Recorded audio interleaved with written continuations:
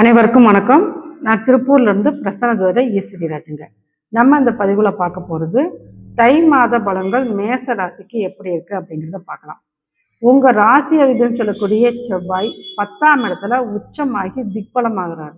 அதே போல் சூரியனும் இந்த 10ஆம் இடத்துல திக்பலம் பெறுறாரு. கூட புதன் சுக்கரனோட சேர்க்கை பெறாரு. அப்படிங்கிறப்ப இது என்ன பலனை கொடுக்கும் அப்படின்னா, ரொம்ப நாளாக ஒரு தொழில் செய்யணும்னு நினைப்பீங்க, அது எல்லாமே இந்த காலகட்டம் கைகூடும். உங்களுடைய குடும்ப உறுப்பினர்கள், உங்களுடைய நண்பர்கள் அனைவருமே உங்களுடைய தொழில் வளர்ச்சிக்கு பெரிதும் உறுதுணையாக இருப்பாங்க. தாய்மாமன் வழியில், அத்தை வழியில், உங்களுடைய உடன் பிறந்த சகோதர சகோதரி வழியில் உங்களுக்கு ஒரு ஆதரவு, பொதுவாகவே உங்கள் குடும்ப உறுப்பினர்கள் மூலமாக உங்களுக்கு ஒரு நல்ல ஒரு ஆதரவு கண்டிப்பாக இருக்கும்.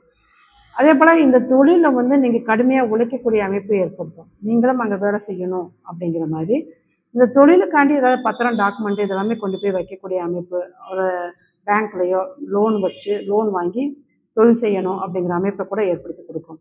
அதே போல் உங்களுக்கு லாபம் அப்படிங்கிறது நீங்கள் எதிர்பார்த்ததை விட அதிகமான லாபம் கிடைக்கும். ஆனால் அந்த லாபத்தவே நீங்கள் விரயம் ஆக்காமல் இருக்கிறது ரொம்ப நல்லது.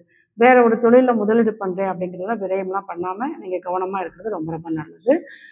உங்களுடைய குழந்தைகளிடையே மட்டும் கொஞ்சம் கருத்து வேறுபாடுகள் உங்களுக்கு ஏற்படுத்தி கொடுக்கும். அதே போல் உங்கள் கணவனாக இருந்தால் மனைவியாக இருந்தால் கணவனுடைய கொஞ்சம் வாக்குவாதங்கள் தவிர்த்து கொள்வது ரொம்ப ரொம்ப நல்லது அப்படின்னே சொல்லலாம்.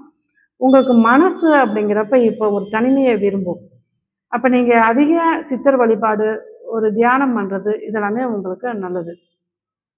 அதே போல் பங்காளி வகையில் ஒரு கர்ம காரியங்களுக்கு சென்று வரக்கூடிய அமைப்பை ஏற்படுத்தி கொடுக்கும். உங்களுக்கு வழிபாடு அப்படிங்கிறப்ப சித்தர் ஜீவ சமாதி வழிபாடு எடுத்துக்கிறது ரொம்ப ரொம்ப நல்ல பலனை கொடுக்கும். இது போல் ஜோதிட தகவலுக்கு நம்ம சேனலை சப்ஸ்கிரைப் பண்ணிக்கோங்க. நன்றி.